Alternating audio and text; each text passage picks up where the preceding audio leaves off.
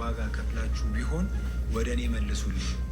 ከዛ እኔ ያፈቀራትን ሴት እንዲያጣ ወይም ደግሞ እንዲተዋት አይደለም የምፈልገው። እኔም ከሱ በላይ ነው መወዳት እሷን እና ፍቅረኛ ኤሪክ የለውም። ያው ማንኛውም ሰው ፍቅረኛ ከዚህ በፊት የጨነቀው እርጉዝ ያገባሃል አለ ሀገሬ ሰው። እንደው ምኑን ከምኑን ነው እያገናኙት ያሉት እነዚህ ልጆች?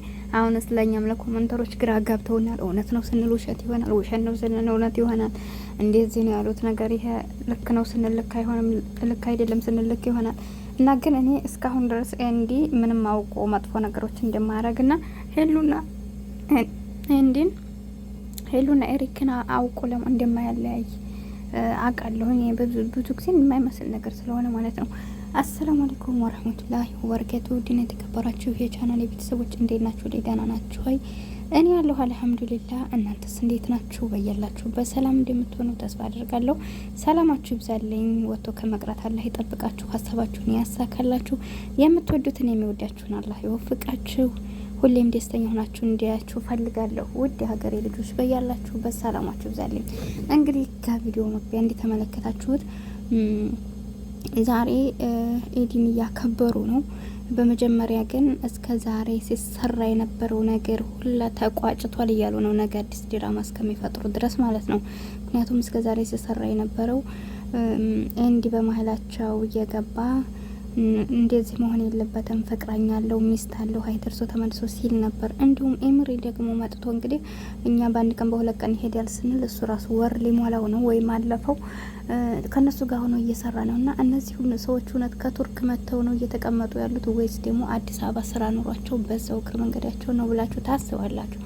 እና ይሄን ያክል ርቀት የሚጓዙትስ ለዚህ ለውሸቱ ነገር ነው ወይስ እንዴት ነው ነገሩ? ምንም አልገባኝም። እና ሁላችንም ግራ ገብቶናል። አለሙሄም እስከ ዛሬ ሲወራለት የነበረው እኛም ስንጨነቅለት እነሱ ስንጨነቅለት የነበረው እውነታ ግን ኤሪክ ምንም አይነት ነገር አሁን ላይ ምንም አይነት ፍቅረኛም ሆነ የኔ የሚለው ሰው እንደሌለው ተናግሯል።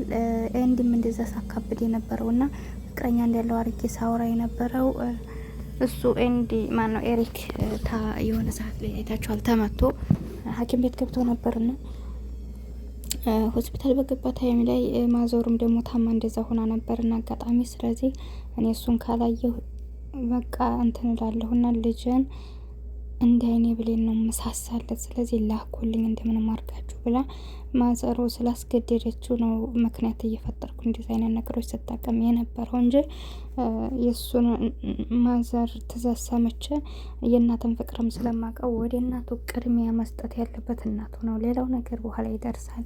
ሴት በሴት ይቀየራል፣ ወንድ በወንድ ይቀየራል። እናት ግን አንድ እናት መተኪያ የሌላትም እና ስለዚህ ከእናት የሚደርስ ነገር ስለሌለ ብዬ ያንን ነገር የማይባል ከኔ የማይጠበቅ ነገር የማይመስል ነገር ሳረከርም ያለሁና ተመልካቾችም እውነቱ እንዲታውቁልኝ የምነግረው ነገር ኤሪክም ምንም አይነት ፍቅረኛ የለውም። እኔም ደግሞ እንደዛ ሳረግ የነበረው ያልነበረኝ ማንነት ነው ብሏል። አዎ እኛ እንዲን በአካል አናውቀውም፣ ግን ደግሞ እንደዚህ እስከምናውቀው ድረስ በሚያደርጋቸው ነገሮች በሚያስተውላቸው ነገሮች እነ ሄሉን መጀመሪያ ላይ እንዲገናኙ ነግሯታል። ባለፈው የእውነት ሲነግራት እኔ ኤሪክን ያመጣሁልሽ ያኔ እሱ እንደሚወድሽ እና እንደሚያፈቅርሽ አይቻለሁ።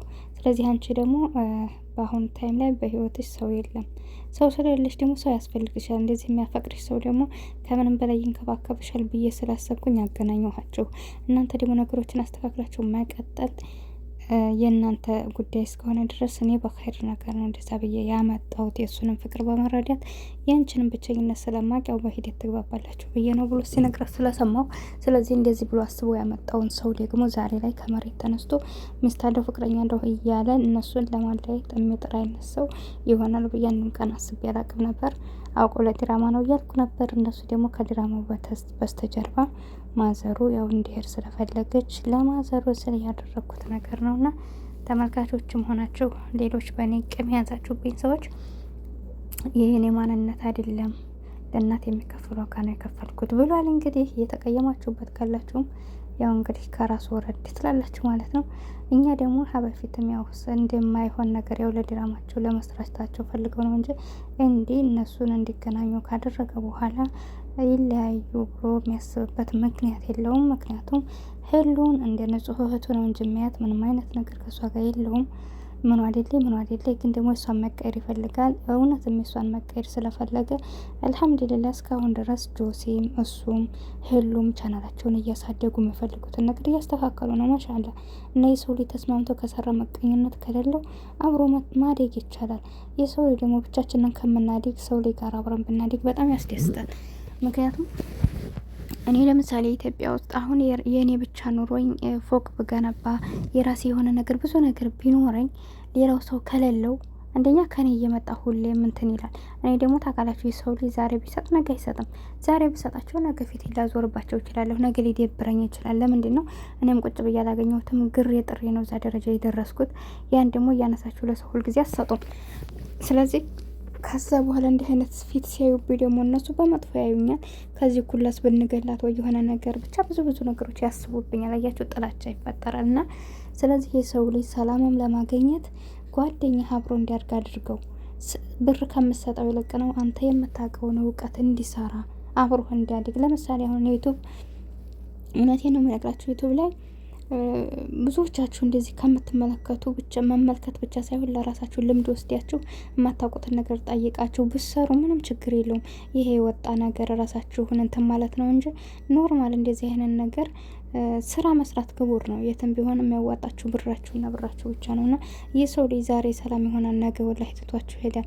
እናንተ አለኝ የምትሏቸው ሰዎች መቼ እንደሚቀየሩባችሁ አታውቁም። እና ግን ትቷችሁ የማይሄደው የገዛ ንብረታችሁ ብቻ ነው። እና ገንዘብ ካላችሁ ማንም ሰው ሊፈነጭባችሁ አይችልም። ማንም ሰው ዝቅ አድርጎ ሊያችሁ አይችልም። ገንዘብ ካላችሁ የትም መድረስ ትችላላችሁ፣ ከጤና ቀጥሎ ማለት ነው። እና ስራ መስራት ያስከብራል። ስለዚህ ስራ ስሩ።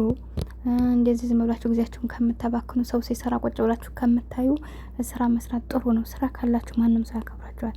ስራ ከሌላችሁ ገንዘብ ከሌላችሁ እንኳን ባዲያው የገዛ ቤተሰቦቻችሁ ወላሂ በተለይ አረብ ሀገር ተመልሰን እኛ ኢትዮጵያ ለመኖር የምናስብ አይነት ሰዎች ብር ከሌለ የቤተሰቦቻችሁ ፊት ብቻ ይደብራችኋል። የምሬ ነው የምነግራችሁ። ምክንያቱም እነሱ ከእናንተ ነው እንጂ የሚጠብቁት እናንተ ከእነሱ እንዲጠብቁ አይፈልጉም። ኑሮ ተወዷል። ስለዚህ ሁሌም ከሰው ላለመጠበቅ ራሳችሁን አውጡ። እንደዛ ስለሆነ እንግዲህ ውድ ተመልካቾች ሀገር ማደጉ አብሮ ሰው እናንተ ምንም ብናገኝ ደስ ይላል።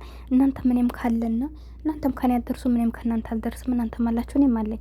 በመቀኝነትም አታስቡኝም። እኔም በመግደልም ሆነ እኔን ለማጥቃት አትሞክሩ።